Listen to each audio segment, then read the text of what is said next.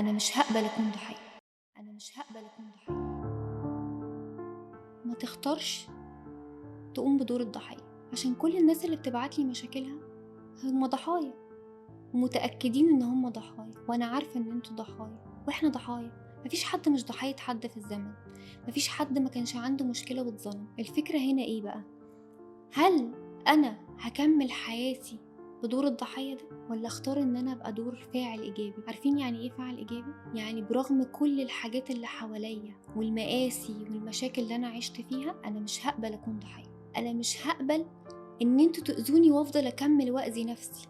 ما هو دور الضحية ده تمام حلو، واوقات على فكرة بنستلذه، لان احنا بنحس ان احنا اتولدنا كده، مشاكلنا كان كده، مش هنقدر نغير حاجة. عارفين احنا بنحب الدور ده ليه؟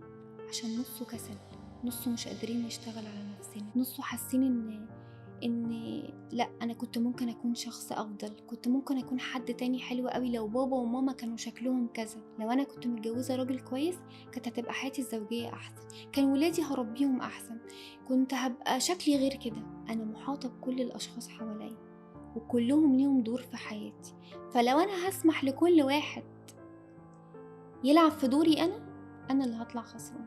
ادوار، فخلي اللي قدامك يأدي دوره بس ما يأثرش عليك، خليهم يظلموا بس انا مش هتظلم، انا مش هبقى ضحية.